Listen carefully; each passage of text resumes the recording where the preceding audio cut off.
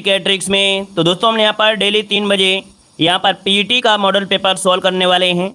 आवाज मिल पा रही है आप सभी को? आवाज मिल पा रही है? चलिए फिर स्टार्ट करते हैं। दोस्तों पहला क्वेश्चन आपके सामने दिया गया है। यहाँ पर कह रहा है कि 1775 और 82 के प्रथम आंग्ल मराठा युद्ध का निम्नलिखित में से कौन सा परिणाम था। मतलब जो प्रथम आंग्ल मराठा युद्ध हुआ था इसका परिणाम पूछा गया था। इसका परिणाम क्या हुआ था? यहाँ पर जो आंसर हो जाएगा, राइट आंसर क्या हो जाएगा?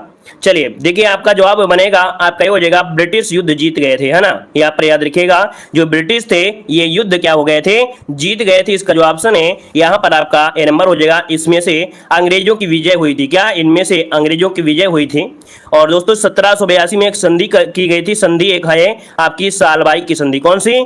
सालबाई की संधि इसी समय हुई थी, सालबाई की संधि, ठीक है ना। सालबाई की संधि के तहत युद्ध आपका समाप्त हुआ था। अगर क्वेश्चन पूछे कि प्रथम आंग्ल मराठा युद्ध जो हुआ था इसमें से कौन सी संधि के बाद ये युद्ध समाप्त हुआ था, तो आपकी सालबाई की संधि के बाद ये युद्ध समाप्त हुआ था। दोस्तों याद रखिएगा। क्लियर है? आगे बढ़िए, क्वेश्चन आपसे दिया गया है कि 18वीं शताब्दी में भारत में लड़े गए युद्धों का निम्नलिखित में से सही कालक्रम इनमें से कौन सा है।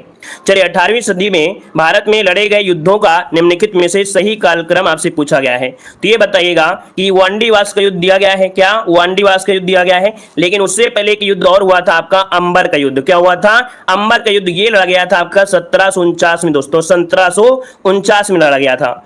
इसके बाद यहाँ पर देख सकते हैं प्लासी का युद्ध है, फिर वांडीवास का युद्ध है, फिर आपका यहाँ पर बक्सर का युद्ध है। क्योंकि जो प्लासी का युद्ध हुआ था ये 1757 को हुआ था। दोस्तों कब हुआ था? 1757 को हुआ था, है ना। वांडीवास का युद्ध आपको मालूम होगा 1760 को लड़ा गया था, 1760 को लड़ा गया था। और बक्सर का युद्ध आपका था 64 में। कब? आपके 1764 में। अब आप ही देख सकते हैं कि जो ऑप्शन आपका है यहाँ पर बी नंबर है, राइट हो जाएगा। क्लियर है दोस्तों? आगे बढ़िए, क्वेश्चन दिया गया है मोहनजोदड़ो का स्थानीय नाम बताना है। मोहनजोदड़ो का स्थानीय नाम इनमें से क्या है? क्वेश्चन नंबर 3 देना है। चलिए यहाँ पर जवाब आने शुरू हो गए और आपका जवाब देखिए, आपका जवाब आ रहा है आपका डी नंबर है, मृतकों का टीला। दोस्तों क्या हो जाएगा? मृतकों का टीला, जो कि ऑप्शन यहाँ पर डी नंबर इसका राइट हो जाएगा। और ये जो आपका है ये सिंध प्रांत के लरकाना, ठीक है, लरकाना जिले में आपका स्थित है, आपका है, जिसका सिंधी भाषा में कहा जाता है मृतकों का टीला, the dead of mountain. Option बनेगा आपका डी नंबर। आगे बढ़िए, क्वेश्चन दिया गया है कि भारत के राज्य चिन्ह में प्रयुक्त होने वाले शब्द सत्यमेव जयते किस उपनिषद से लिया गया है। दोस्तों ये बताइएगा, जो सत्यमेव जयते है ये आपके किस उपनिषद से लिया गया है। चलिए 4 का ऑप्शन आ रहा है ए नंबर। दोस्तों बिल्कुल सही जवाब है, मुंडक उपनिषद हो जाएगा। क्या? मुंडक उपनिषद से लिया गया है। इसका जो ऑप्शन है यहाँ पर ए नंबर, यहाँ पर बिल्कुल राइट आंसर है आपका हो जाएगा। सत्यमेव जयते मतलब होता है सत्य की सदा विजय होती है। सत्यमेव जयते मतलब होता है सत्य की सदा विजय होती है। दोस्तों याद रखिएगा, है ना। तो ऑप्शन बनेगा आपका ए नंबर राइट हो जाएगा। आगे बढ़िए, क्वेश्चन दिया गया है वास्को डी गामा कहाँ का रहने वाला था। वास्को डी गामा कहाँ का रहने वाला था? दोस्तों यहाँ पर आंसर क्या हो जाएगा? चलिए देखो यहाँ पर दिया गया वास्को डी गामा कहाँ का रहने वाला था। आपका जवाब क्या हो जाएगा? वास्को डी गामा कहाँ का रहने वाला था? जवाब दीजिए भाई, फटाफट जवाब देते रहिए। चलिए देखिए 5 का जो ऑप्शन है यहाँ पर आपका बनेगा ए नंबर। दोस्तों क्या हो जाएगा? 5 का ऑप्शन नहीं बनेगा, पुर्तगाली कहाँ का था? पुर्तगाल, जो कि ऑप्शन है ए नंबर इसका राइट हो जाएगा। और ये 1498 में एक समुद्री मार्ग की खोज करके ये आपके अंतरी अर्थात केप ऑफ गुड होप के माध्यम से ये आपके कालीकट अर्थात केरल में पहुंचा था। और वहां का राजा था आपका जमोरिन, जिसने बहुत ही अच्छी तरीके से स्वागत भी किया था। अब यहाँ पर आते हैं अगले क्वेश्चन में। सूची फर्स्ट और सूची सेकेंड आपसे दिया गया है। आपसे दिया गया है संस्था और यहाँ पर दिया गया है संस्थापक। कौन सी संस्था के संस्थापक कौन है? तो चलिए यहाँ पर देख लेते हैं। आपके सामने कुछ इस प्रकार से ऑप्शन दिए गए हैं और यहाँ पर देखेगा, देखो यहाँ पर जो दिया गया है आपसे कह रहा है अखिल भारतीय अस्पृश्यता निवारक संघ 1932। दोस्तों ये महात्मा गांधी से जुड़ा है, यहाँ पर 1 हो जाएगा। दलित वर्ग मिशन समाज 1906, ये वी.आर. सिंधे से जुड़ा है, यहाँ पर 2 हो जाएगा।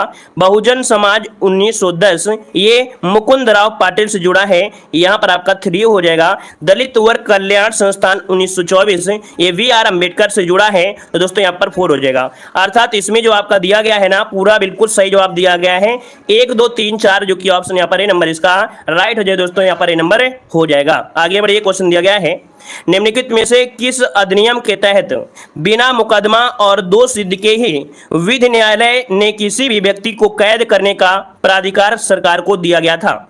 यहाँ पर दोस्तों जो आपका 7 का ऑप्शन है यहाँ पर हो जाए आपका रॉलेट एक्ट, है ना। रॉलेट एक्ट में क्या था कि बिना किसी मुकदमा, किसी बिना, है ना, उन्हें वकील बिना दलील के ही सबको इकट्ठा करके या सबको कैद कर रहे थे। ये रॉलेट एक्ट अधिनियम में आपका था, तो ऑप्शन क्या हो जाएगा आपका ए नंबर इसका राइट हो जाएगा, है ना। मतलब ये था कि जब चाहे बिना मुकदमा चलाए जेल में बंद कर सकते थे। इस अधिनियम के तहत इस अधिनियम को बिना वकील, बिना अपील, बिना दलील वाला कानून भी कहा जाता है। और इसके बाद क्या हुआ था इसका परिणाम कि जलियांवाला बाग हत्याकांड का संबंध जो है रॉलेट एक्ट के विरोध से ही आपका जुड़ा हुआ है। आगे बढ़िए, क्वेश्चन आपसे अगला पूछा गया है कि भारत में शुरू किया था, भारत में पहला समाचार पत्र किसने शुरू किया? यहां पर आंसर क्या हो जाएगा?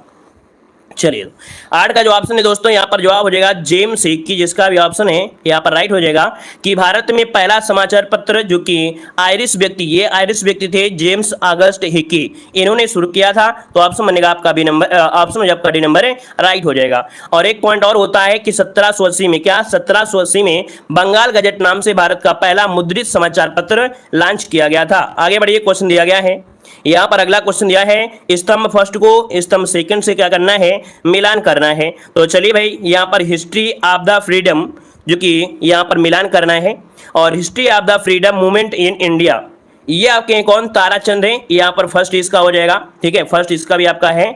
और इसी के साथ यहाँ पर history of the freedom movement in Bihar, ये आपके जुड़े हैं आपके के दत्ता होंगे। कौन से भाई? के दत्ता आपके यहाँ पर आपका 4 में है। कहाँ पर है? आपके 4 में है।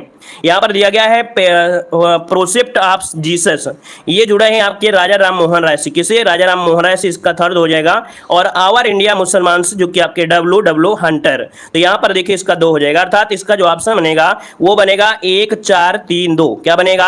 1 4 3 2 बनेगा दोस्तों, 1 4 3 2 इसका बनेगा। तो दोस्तों यहाँ पर देखिए 9 का ऑप्शन जो बन रहा है वो आपका ए नंबर राइट हो जाएगा। अब आते हैं यहाँ पर अगले नंबर, क्वेश्चन नंबर यहाँ पर 10 में कह रहा आपसे कि भारत छोड़ो का नारा किसने दिया था? बताइएगा, भारत छोड़ो का जो नारा दिया था वो किसने दिया था? यहाँ पर आंसर आपका राइट क्या हो जाएगा? चलिए दोस्तों 10 का जो ऑप्शन है यहाँ पर सी हो जाएगा, यूसुफ मेहर अली ने दिया था। किसने? यूसुफ मेहर अली ने दिया था। और इसका जो ऑप्शन है यहाँ पर सी नंबर राइट हो जाएगा। और इसके बाद आगे बढ़ते हैं, क्वेश्चन दिया गया है संसार की छत किसे कहा जाता है? संसार की छत किसे कहा जाता है? यहाँ पर जवाब देना है। तो दोस्तों यहाँ पर 11 की अगर बात किया जाए तो ऑप्शन क्या हो जाएगा? पामीर के पठार को कहा जाता है। क्या हो जाएगा? पामीर के पठार को संसार की छत के नाम से जाना जाता है। आपका जवाब हो जाएगा यहाँ पर सी नंबर हो जाएगा। और इसके बाद यहाँ पर एक पॉइंट और होता है, यहाँ उगने वाले जंगली प्याज के नाम पर इन्हें प्याजी पर्वत भी कहते हैं। क्या? यहाँ पर एक प्याज जगता है, मतलब कह सकते हैं यहाँ पर एक जंगली प्याज है ना उगता है यहाँ पर, तो इसके नाम पर इसे प्याजी पर्वत भी कहते हैं। क्या? इसे प्याजी पर्वत भी कहा जाता है। अगर आपसे क्वेश्चन पूछ ले तो आपको बताना इसे प्याजी पर्वत भी कहा जाता है। आगे बढ़े, क्वेश्चन दिया गया है कि भारत का सुदूर पश्चिमी बिंदु इनमें से कौन सा है? भारत का सुदूर पश्चिमी बिंदु पूछा गया है। तो दोस्तों पश्चिमी बिंदु क्या हो जाएगा? चलिए बहुत अच्छे, वेरी गुड, बहुत अच्छा प्रयास है। यहाँ पर देखिए आपका जो आंसर आ गया है, आपका राइट आंसर हो जाएगा 12 नंबर में डी नंबर, बिल्कुल सही है, डी नंबर हो जाएगा। दोस्तों यहाँ पर याद रखिए पश्चिमी बिंदु है तो आपका 68 पूर्व गुजरात में आपके हैं गौर माता। क्या हो जाएगा? गौहर माता या गौर माता के नाम से जानते हैं, है ना। वहीं पर देखा जाए पूर्वी बिंदु में, तो पूर्वी बिंदु क्या होता है? पूर्वी बिंदु होता है आपका 97°25 पूर्वी देशांतर जो कि अरुणाचल प्रदेश में है, ठीक है। और यहाँ पर आगे बढ़े, क्वेश्चन आपसे दिया है अरावली पहाड़ियाँ या अरावली श्रेणियाँ किस राज्य में स्थित है? चलिए बताइएगा, अरावली जो आपकी श्रेणी है ये आपके किस राज्य में है? यहाँ पर आंसर आपका राइट क्या हो जाएगा?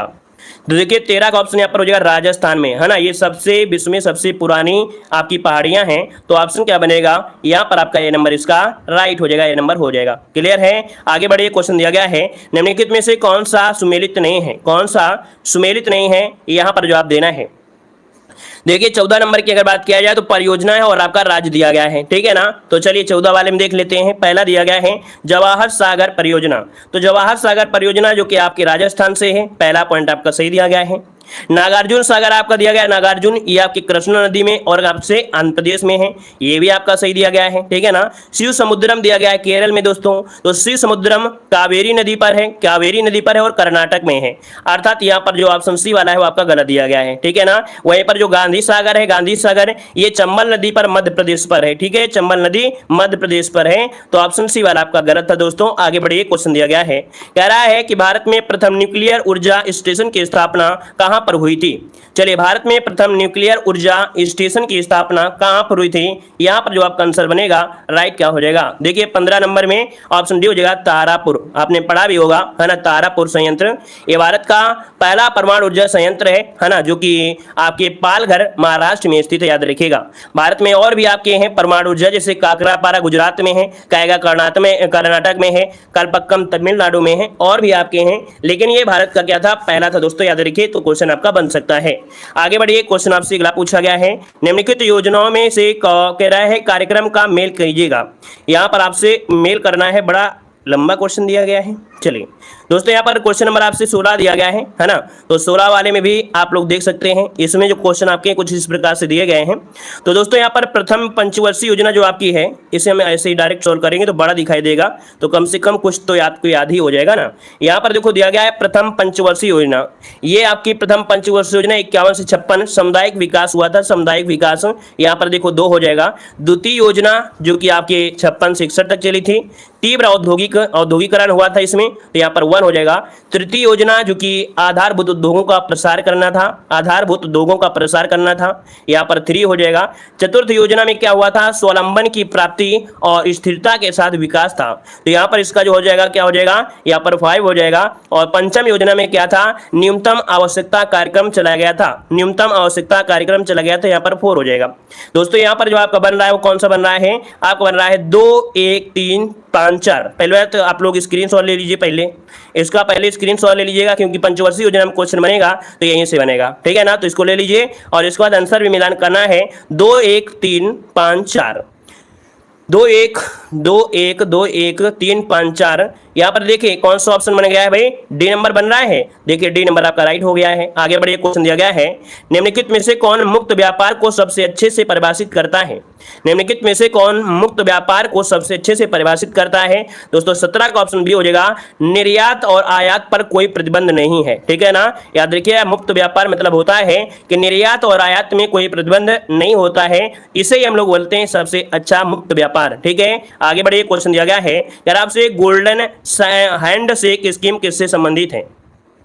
गोल्डन हैंड शेक जो आपकी स्कीम है ये किससे संबंधित है, यहां पर जवाब देना है। तो दोस्तों यहां पर आंसर क्या हो जाएगा, यहां पर देखिए 18 नंबर की अगर बात किया जाए तो ऑप्शन डी हो जाएगा, स्वैच्छिक सेवानिवृत्ति से है। किससे है, स्वैच्छिक सेवानिवृत्ति से है, जो कि ऑप्शन डी नंबर इसका राइट हो जाएगा। इसके तहत क्या होता है कि भुगतान जो न होता है नगद है ना, स्टॉक जो होते हैं विकल्प होते हैं अनुबंध में होते हैं, तो यहाँ पर जो आंसर आपका है आपका डी नंबर हो जाएगा।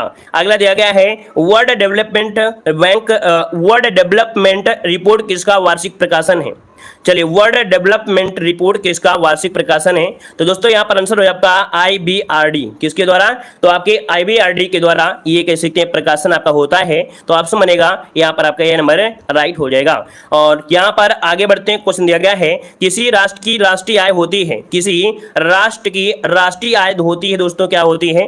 तो दोस्तों यहाँ पर होता है सरकार का वार्षिक राजस्व, नहीं दोस्तों यहाँ पर दिया सार्वजनिक नहीं, ऑप्शन हो जाएगा उत्पाद कार्यों का योगफल। क्या होता है, उत्पाद कार्यों का पूरा जो योगफल होता है यही एक राष्ट्र की राष्ट्रीय आय होती है दोस्तों, याद रखिएगा। मतलब एक साल में क्या होता है कि देशों से अर्जित की हुई जो आपकी कह सकते हैं मनी होती है ना, वही होती है राष्ट्रीय आय, लेकिन इसमें क्या होता है विदेशों से अर्जित की गई आय को भी सम्मिलित किया जाता है। क्लियर है। आगे बढ़िए, क्वेश्चन दिया गया है कि किस संवैधानिक संशोधन अधिनियम द्वारा संविधान में कर्तव्यों को शामिल किया गया था। जो आपके मौलिक कर्तव्य हैं है ना, इनको स्वर्ण सिंह समिति की सिफारिश पर संविधान के भाग 4 के काम में शामिल किया गया था, जो कि यहाँ पर आंसर हो जाएगा 42वां संविधान संशोधन 1976। तो ऑप्शन बनेगा आपका 21 नंबर में क्या बनेगा, यहाँ पर ए नंबर इसका राइट हो जाएगा, ये नंबर हो जाएगा। और आगे बढ़ते हैं, क्वेश्चन दिया गया है, संसदीय प्रणाली वाली सरकार को अन्य किस नाम से भी जाना जाता है? दोस्तों ये बताइएगा कि संसदीय प्रणाली वाली सरकार को अन्य किस नाम से जाना जाता है? दोस्तों वीडियो पसंद आ रहा है तो वीडियो को लाइक जरूर करिएगा, जितने लोग यहाँ पर जुड़े हैं, है ना, सभी लोग दोस्तों यहाँ पर वीडियो को लाइक जरूर करिएगा। और साथ में और भी आपके जो मॉडल पेपर है वो भी सोल्व कराए गए हैं, प्लेलिस्ट में आपको मिल जाएंगे। हर एक प्रकाशन के मॉडल पेपर आपको अपने इस चैनल पर मिल जाएंगे दोस्तों, तो हर एक प्रकाशन आप पढ़ सकते हैं, कोई भी ऐसा प्रकाशन नहीं है जो आपको ना मिले, सब प्लेलिस्ट आपकी बनी है। चलिए दोस्तों यहाँ पर 22 का जो ऑप्शन है आपका राइट आंसर यहाँ पर क्या हो जाएगा? 22 का ऑप्शन यहाँ पर देखिए संघीय सरकार। क्या होता है कि जो आपका संसदीय प्रणाली वाली सरकार को अन्य नाम से जानते हैं, संघीय सरकार के नाम से जानते हैं। ऑप्शन जो बनेगा यहाँ पर आपका सी नंबर इसका राइट हो जाएगा, सी नंबर बन जाएगा। ठीक है, आगे बढ़िए। क्वेश्चन आपसे अगला पूछा गया है, कह रहा है जब राष्ट्रपति एवं उपराष्ट्रपति का पद खाली हो तो भारत के राष्ट्रपति के पद पर कौन होता है?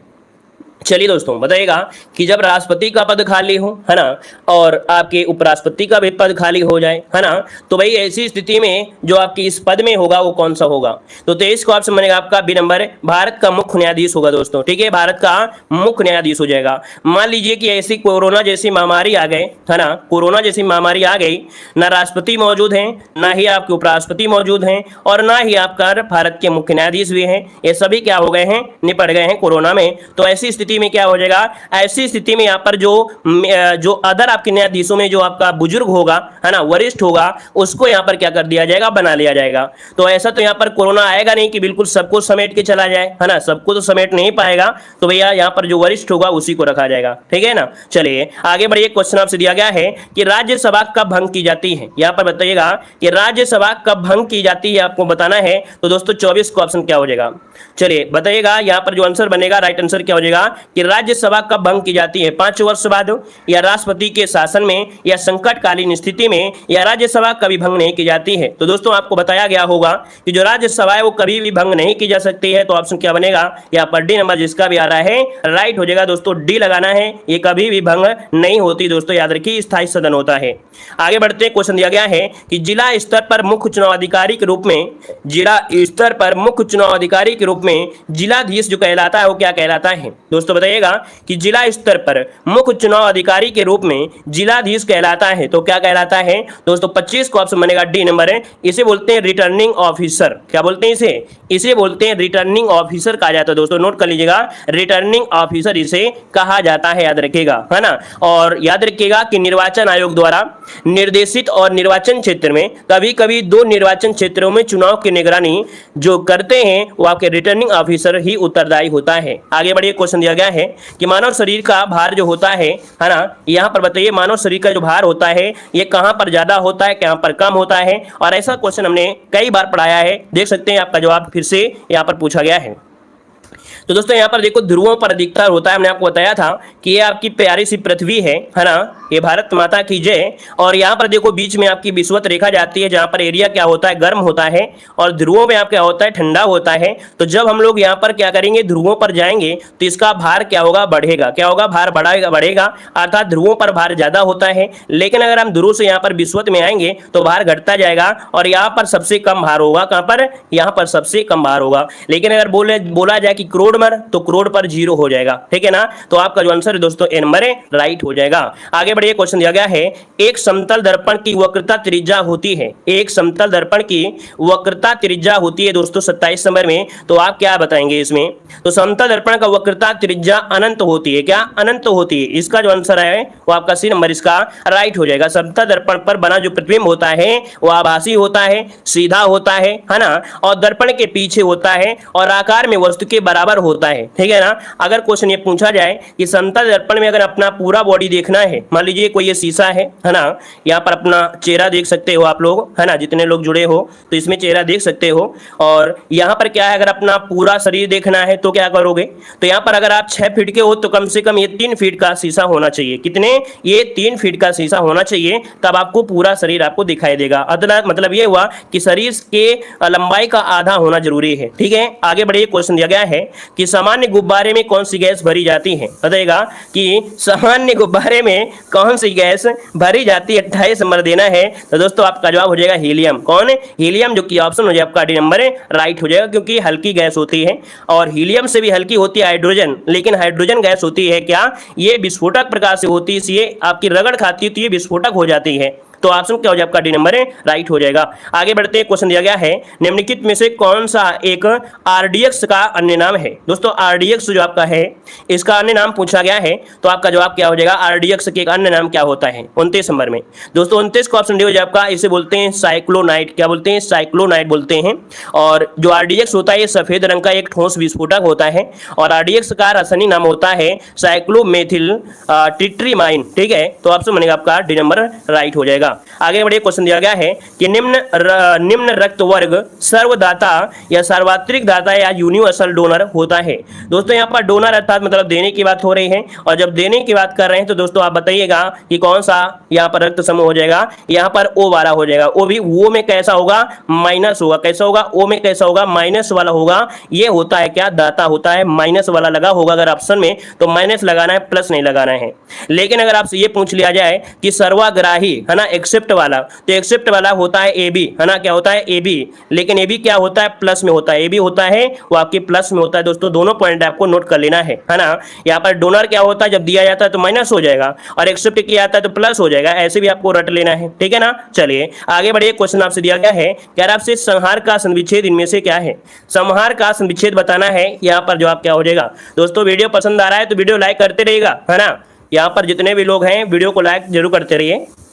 चलिए, कह रहे संहार का सही संविच्छेद क्या है 36 नंबर में, तो 36 का ऑप्शन है समधनहार। क्या बनेगा, समधनहार। देखो यहाँ पर जो आपका अंक की बिंदी है कहीं ना कहीं वो आधा माह में कन्वर्ट होगी, और आधा माह की कन्वर्ट होगी, इसका मतलब ऑप्शन जो बनेगा वो आपका डी नंबर राइट हो जाएगा, समधनहार हो जाएगा। अगला है मूर्त शब्द का विलोम क्या होता है। मूर्त शब्द का विलोम 37 नंबर में, तो दोस्तों 37 का ऑप्शन आपका अमूर्त हो जाएगा। क्या हो जाएगा, अमूर्त, इसका आंसर राइट हो जाएगा। अगला बताइएगा, निम्नलिखित में से कौन सा शब्द पुत्री का पर्यायवाची है। पुत्री का पर्यायवाची अच्छा नहीं है। दोस्तों यहाँ पर देखो नहीं शब्द आपका छुपा था बेचारा, नहीं शब्द आपका है।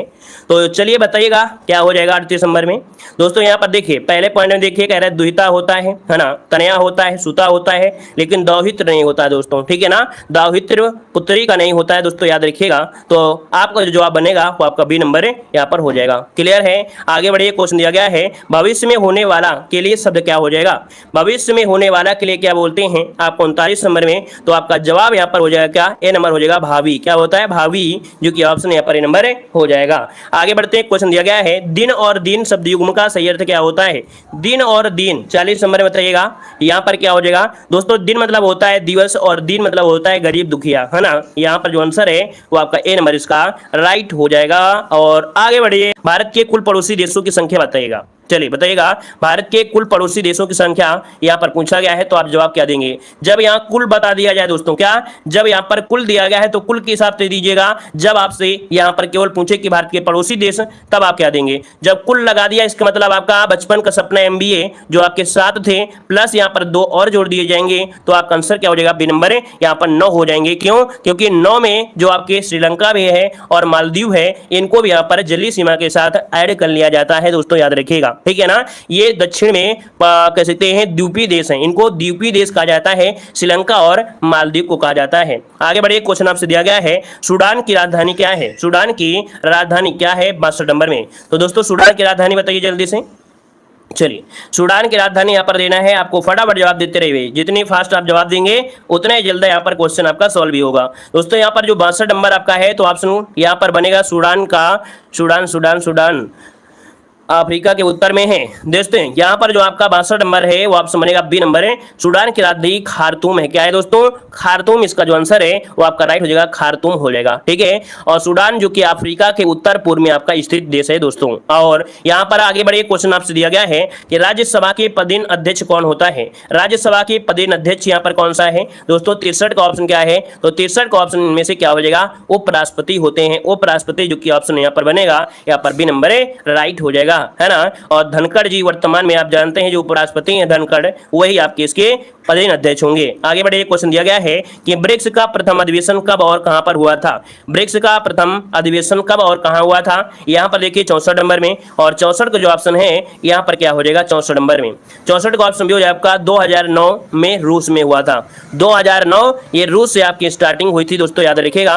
ऑप्शन बनेगा यहाँ पर बी नंबर इसका राइट हो जाएगा, ठीक है ना। 64 का ऑप्शन बनेगा आपका बी नंबर हो जाएगा। जाएगा। और ब्रिक्स मतलब आप लोग जानते हैं, यहाँ पर ब्राजील हो गया, आर से रूस हो गया, आई से इंडिया हो गया, सी से यहाँ पर चीन हो जाएगा और एस से हो जाएगा दक्षिण अफ्रीका यहाँ पर शामिल है। और अभी हाल ही में एक करंट में अपडेट आया है कि यहाँ पर अन्य 2 देशों को भी शामिल करने के लिए प्रस्ताव यहाँ पर जारी किया गया है। आगे बढ़िए, क्वेश्चन दिया गया है चिल्का झील किस राज्य में है? चिल्का झील किस राज्य में है, यहाँ पर जवाब देना है। तो चिल्का झील कहाँ पर है? आपके उड़ीसा राज्य में है। तो यहाँ पर जो आंसर आपका हो जाएगा कौन हो जाएगा? बी नंबर इसका राइट हो जाएगा। और देखा जाए तो ये विश्व में दूसरा सबसे बड़ा लैगून एरिया है ना।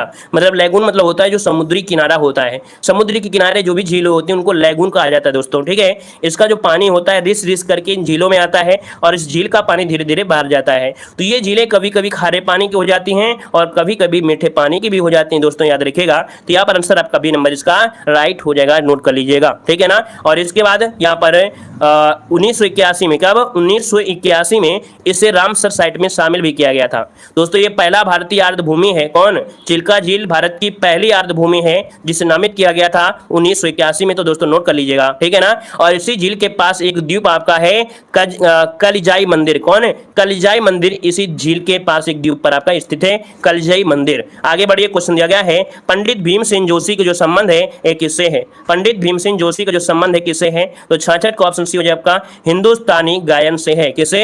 हिंदुस्तानी गायन से संबंधित है दोस्तों, जो कि किराना घराने से हैं। कहां से हैं? किराना घराने से, किराना घराने से हैं। और इनके द्वारा गाया जाने वाला जैसे कल्याण हो गया, मियाँ की टोड़ी हो गया, पुरिया हो गया, इन रागों के लिए इन्हें याद किया जाता है। आगे बढ़िए, क्वेश्चन दिया गया है विष्णुपुर जो टेराकोटा मंदिरों के लिए प्रसिद्ध है ये किस प्रदेश में आपका है? विष्णुपुर जो कि आपके टेराकोटा मंदिरों के लिए दोस्तों, यहाँ पर टेराकोटा शब्द बोला जाता है जो पक्की ईंटों के मंदिर ईंटें होते हैं उन्हें कहा जाता है, या पकी हुई जो कच्ची जो आपकी ईंट होती हैं या कच्चे घड़े हैं इनको जब पका दिया जाता है इन्हें टेराकोटा कहते हैं, है ना। और आपका जैसे उत्तर प्रदेश में जैसे कि आपका है गोरखपुर बहुत जाना जाता है। तो यहाँ पर देखिए 67 का जो ऑप्शन दिया गया है, 67 में ऑप्शन हो जाएगा पश्चिम बंगाल हो जाएगा कि विष्णुपुर जो कि टेराकोट मंदिर के लिए है ये आपके पश्चिम बंगाल में है दोस्तों, पश्चिम बंगाल में है, ठीक है ना। ये बंगाल के बांकुड़ा जिले में है, बांकुड़ा जिले में। आगे बढ़िए, क्वेश्चन दिया गया है कि देश की पहली महिला सत्र न्यायाधीश अन्ना चंडी किस राज्य से हैं?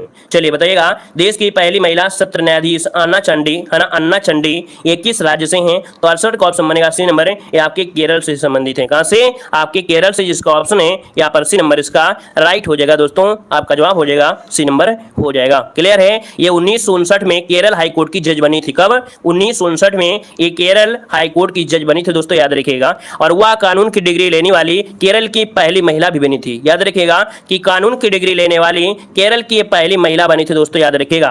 यहां पर आगे बढ़िए, क्वेश्चन आपसे अगला पूछा गया है हॉकी में कितने खिलाड़ी होते हैं? तो चलिए बताइएगा हॉकी में कितने खिलाड़ी होते हैं? हॉकी में तो दोस्तों यहाँ पर हॉकी हो या फुटबॉल हो या आपका मैच हो, सब में क्या होते हैं? 11-11 होते हैं। इसका मतलब ऑप्शन यहाँ पर हो जाएगा सी नंबर, ठीक है। चलो हम आप लोगों की परीक्षा ले लेते हैं, देख लेते हैं आपकी कितनी तैयारी है। ये बताइएगा 9 प्लेयर किसमें होते हैं? 9 प्लेयर किसमें होते हैं आप लोग बताइएगा। 9 जो प्लेयर होते हैं वो किसमें होते हैं? किसी को याद है? अगर याद है तो जल्दी से बताइए कि 9 प्लेयर जो होते हैं वो किसमें होते हैं, जल्दी से बताइए। 9 प्लेयर होते हैं किसमें, ये बताइएगा। कबड्डी दोस्तों, यहाँ पर कबड्डी में 7 होते हैं, कबड्डी में होते हैं 7। ऐसे याद रखा करिए कि जब कबड्डी खेलते हैं ना तो क्या होता है, इधर से बोलते हैं कबड्डी कबड्डी कबड्डी, तो इधर प्लेयर होते हैं सब साथ में घूम घूम के आते हैं, पकड़ने का प्रयास करते हैं, साथ में घूमते हैं साथ में, तो इसका मतलब 7। जो कबड्डी में होते हैं दोस्तों वो आपके 7 होते हैं। लेकिन खो खो में क्या होता है, सब लाइन में बैठे होते हैं, है ना। और खो खो जब लिखा जाता है कुछ ऐसे लिखा जाता है, कुछ ऐसे लिखते हैं खो खो, है ना। ये ट्रिक आपकी होती है खो खो वाले, कैसे याद रखिएगा, हम आपको बता दे रहे हैं। ऐसे खो खो लिख देते हैं, ठीक है ना, ऐसे लिख देंगे। और यहाँ पर देखो खो खो में 9 बन गया ना, तो खो खो में कितने होते हैं? 9 होते हैं दोस्तों, याद रखिएगा। फुटबॉल में 11 होते हैं, कबड्डी में कितने होते हैं? 7 होते हैं। वॉलीबॉल में कितने होते हैं? वॉलीबॉल में तो वॉलीबॉल में 6 होते हैं। वॉलीबॉल में कितने होते हैं? 6 होते हैं। लेकिन बास्केटबॉल में कितने होते हैं? 5 होते हैं। बास्केटबॉल में 5 होते हैं दोस्तों। आइस हॉकी में तो आइस हॉकी में कितने होते हैं? 6 होते हैं। आइस हॉकी में 6 आपके होते हैं। पोलो में 4 होते हैं। क्या पोलो में कितने होते हैं? 4 होते हैं। पोलो में 4 होते हैं। देखिए 4 आपका बना है ना, पोलो में 4 होते हैं। लेकिन वाटर पोलो में 7 होते हैं। वाटर पोलो में 7 होते हैं दोस्तों, याद रखिएगा। क्लियर है? रट गए सभी? चलिए आगे बढ़िएगा। यहाँ पर दिया गया ग्रीन हाउस गैसों की संकल्पना की थी। यहाँ पर जवाब देना है, कह रहा है ग्रीन हाउस गैसों की संकल्पना की थी 70 नंबर में दोस्तों। आपका जवाब हो जाएगा जोसेफ फोरियर। कौन है? जोसेफ फोरियर, जो कि ऑप्शन है यहाँ पर ए नंबर इसका राइट। अगला क्वेश्चन दिया गया है कि महिला विश्व मुक्केबाजी चैंपियंस का ब्रांड एम्बेसडर किसे बनाया गया है? 216 की अगर बात करते हैं तो ऑप्शन क्या हो जाएगा, यहाँ पर देखिए ऑप्शन डी हो जाएगा, ए और बी दोनों, अर्थात एमसी मैरी कॉम और आपके फरहान अख्तर, इनको याद रखिएगा कि मुक्केबाजी चैंपियंस का ब्रांड एम्बेसडर बनाया गया है। आगे बढ़ते हैं, क्वेश्चन आपसे दिया गया है कि भारतीय तटरक्षक क्षेत्र ने हिंद महासागर क्षेत्र की चुनौती पर चर्चा के लिए चौथे कोलंबो सुरक्षा कॉन्क्लेव का आयोजन कहां पर किया है। तो दोस्तों ये क्या है कि जो भारतीय तटरक्षक क्षेत्र है ना, हिंद महासागर क्षेत्र की चुनौती पर चर्चा के लिए चौथा कोलंबो सुरक्षा कॉन्क्लेव आयोजन किया गया है, और ये किया गया है कहां पर, ऑप्शन ए हो जाएगा आपके Kolkata, option A number A right हो जाएगा, कोलकाता हो जाएगा। आगे बढ़ते हैं, क्वेश्चन आपसे दिया गया है कि 18 देशों के बैंकों को रुपए में व्यापार करने की मंजूरी किसने दी है। चलिए 18 देशों के बैंकों को रुपए में व्यापार करने की मंजूरी जो दिया है वो किसने दिया है। यहाँ पर ऑप्शन डी हो जाएगा, आरबीआई ने दिया है। किसने दिया है, तो याद रखिए आरबीआई ने दिया है ना, जो आपके रुपए में व्यापार कर सकते हैं यहाँ पर 18 देशों में, तो ऑप्शन आपका डी बन जाएगा। अगला क्वेश्चन दिया गया है कि सरस्वती सम्मान 2022 के लिए किसे चुना गया है। चलिए बताइएगा, सरस्वती सम्मान 2022 के लिए जो चुना गया है किसे चुना गया है। 219 की अगर बात करते हैं तो ऑप्शन में से क्या हो जाएगा, यहाँ पर आंसर बनेगा ए नंबर है, याद रखिए शिव शंकरी, किसे चुना गया है, शिव शंकरी, इसका जो ऑप्शन है यहाँ पर ए नंबर है राइट हो जाएगा। नेक्स्ट क्वेश्चन आपसे दिया गया है कि एआई भाषा मॉडल की नई पीढ़ी GPT-4 की घोषणा किसने की है। GPT-4 की जो घोषणा किया है वो किसने किया है। यहाँ पर देखिए 220 का जो ऑप्शन है यहाँ पर सी हो जाएगा, यहाँ पर open AI, option C number है राइट हो जाएगा। अगला क्वेश्चन दिया गया है कि डीजल परिवहन के लिए 131.5 किलोमीटर लंबी मैत्री पाइपलाइन किन देशों के बीच शुरू की गई है। मैत्री पाइपलाइन है और ये शुरू की गई है, ऑप्शन क्या बनेगा, ऑप्शन बी हो जाएगा Bharat Bangladesh, option B number है राइट हो जाएगा, भारत बांग्लादेश। आगे बढ़ते हैं, क्वेश्चन दिया गया है कि विश्व का सबसे बड़ा सेमी कंडक्टर चिप निर्माण केंद्र कहां पर स्थापित किया जाएगा। ये विश्व का सबसे बड़ा सेमी कंडक्टर चिप निर्माण है और ये स्थापित किया जाएगा कहां पर है, तो ऑप्शन क्या बनेगा, बी नंबर, याद रखिए दक्षिण कोरिया, क्या बनेगा, दक्षिण कोरिया, ऑप्शन जो बनेगा बी नंबर हो जाएगा। अगला क्वेश्चन दिया गया है कि अंतर्राष्ट्रीय प्रकाशन सेंट्रल बैंकिंग अवार्ड द्वारा गवर्नर ऑफ द ईयर 2023 पुरस्कार से किसे सम्मानित किया गया है। देखिए 223 की अगर बात करते हैं तो ऑप्शन बनेगा यहाँ पर शक्तिकांत दास, क्या बनेगा, शक्तिकांत दास, जो कि ऑप्शन ए नंबर हो जाएगा। आगे बढ़ते हैं, क्वेश्चन दिया गया है कि 880 मीटर लंबी बाईपास सुरंग T5 को यातायात के लिए कहाँ खोला गया है। देखिए 224 नंबर में, यहाँ पर ऑप्शन सी हो जाएगा आपके जम्मू कश्मीर, याद रखिएगा ये 880 मीटर लंबी बाईपास सुरंग है T5, इसको यातायात के लिए खोला गया है जम्मू कश्मीर, ऑप्शन सी हो जाएगा राइट हो जाएगा। आगे बढ़ते हैं, क्वेश्चन आपसे दिया गया है, कह रहा है 19 जिलों के गठन की घोषणा किस राज्य द्वारा की गई है। 19 जिलों के गठन की घोषणा की गई है और ये की गई है, ऑप्शन बनेगा आपका बी नंबर है, याद रखिए राजस्थान में, कहां पर है, राजस्थान, इसका जो आंसर है बी नंबर है राइट हो जाएगा। और आगे बढ़ते हैं, क्वेश्चन आपसे दिया गया है कि अक्टूबर 2022 में प्रधानमंत्री द्वारा प्रारंभ मिशन लाइफ कार्यक्रम का आयोजन किस देश में किया गया है।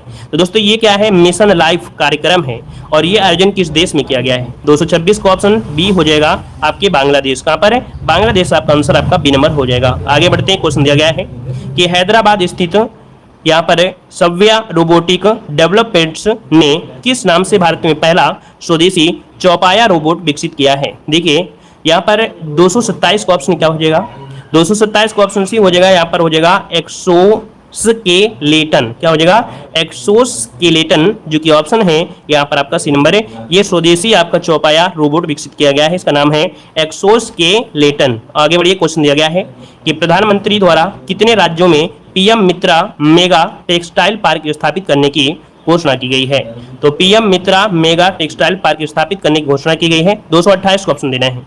देखिए 228 की अगर बात करते हैं तो ऑप्शन में से क्या हो जाएगा, यहाँ पर ऑप्शन बनेगा आपका ये नंबर, याद रखिएगा 7, कितना हो जाएगा 7, जो कि ऑप्शन ए नंबर है राइट हो जाएगा। यहाँ पर आगे बढ़िए, क्वेश्चन दिया गया है ईरानी कप 2022-23 की विजेता टीम इनमें से कौन सी है। ईरानी कप 2022-23 की विजेता टीम इनमें से कौन सी है।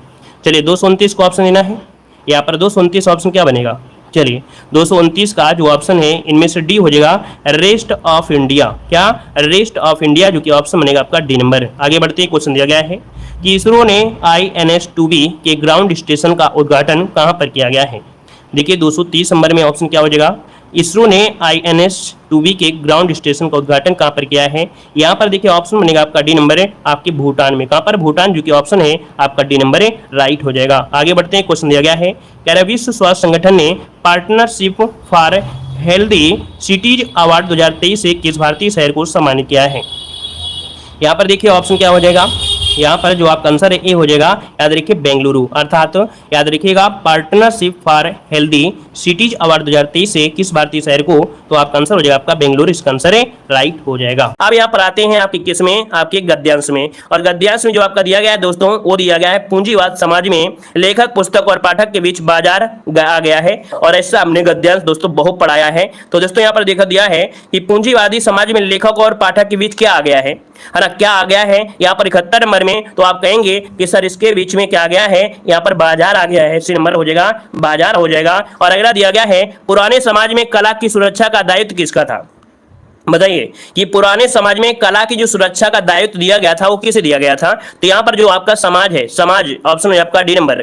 कला का क्षेत्र का जो संकुचन, इसका आशय क्या है, कला का जो क्षेत्र है ये संकुचित हो रहा है, इसका आशय क्या है, तो 73 का ऑप्शन मैंने आपका बी नंबर दोस्तों, कला का जो दायरा है वो सीमित हो रहा है। अगला दिया गया है अजनबीपन का आशय क्या होता है, अजनबीपन का आशय क्या होता है, मतलब देखा जाए तो यहाँ पर होता है एकाकीपन, क्या होता है, एकाकीपन होता है, ऑप्शन मैंने आपका ए नंबर। और अगला है कि गद्यांश का सर्वाधिक उपयुक्त शीर्षक क्या है, तो 75 का ऑप्शन है आपका कला से पूंजीवाद, कला से पूंजीवाद। थोड़ा ही पढ़ा है, थोड़ा पढ़ने से ही आपका हो जाएगा। और इसके बाद देखो दिया गया है ईर्ष्या का काम जलाना है, मगर सबसे पहले वह उसी को जलाती है जिसके हृदय में उसका जन्म होता है। आप भी ऐसे बहुत से लोग को जानते होंगे जो ईर्ष्या और द्वेष की साकार मूर्ति हैं, जो बराबर इस फिक्र में लगे रहते हैं कि कहां सुनने वाले मिले कि सबसे दिल गुबार निकालने का मौका मिले, है ना। ईर्ष्या वाले जो होते हैं वो जलते रहते हैं। तो दोस्तों यहाँ पर दिया ईर्ष्या का काम क्या होता है, ईर्ष्या का काम क्या होता है, चलिए ईर्ष्या का काम क्या होता है दोस्तों, यहाँ पर जलाना, क्या होता है, जलाना। ऑप्शन मैंने आपका सी नंबर है। गद्यांश में ध्येय का अर्थ क्या होता है दोस्तों, यहाँ पर ध्येय मतलब होता है यहाँ पर क्या लक्ष्य होता है, कि आपका लक्ष्य क्या है, आपका ध्येय क्या है। अगला है गद्यांश में ईर्ष्याल व्यक्तियों की यहाँ पर क्या होती है, ईर्ष्याल व्यक्तियों की होती है खिल्ली उड़ाई गई है, क्या मतलब ईर्ष्यालु जो व्यक्ति होते हैं उनकी खिल्ली उड़ाई गई है। और अगला दिया गया है अपव्यय का क्या अर्थ होता है, अपव्यय मतलब होता है दोस्तों कम खर्च वाला, कम खर्च वाला, यहाँ पर बी हो जाएगा, सॉरी यहाँ पर फिजूल खर्च है, क्या अपव्यय मतलब होता है फिजूल खर्च, यहाँ पर जो आंसर आपका है आपका फिजूल खर्च हो जाएगा। और गद्यांश का उपयुक्त शीर्षक क्या दिया गया था, तो दोस्तों यहाँ पर दिया गया था आपका ईर्ष्या दिया गया था, क्या ईर्ष्या दिया गया था। तो इस प्रकार से ये टेस्ट पेपर आपका कंप्लीट हो। धन्यवाद, जय हिंद, वंदे मातरम।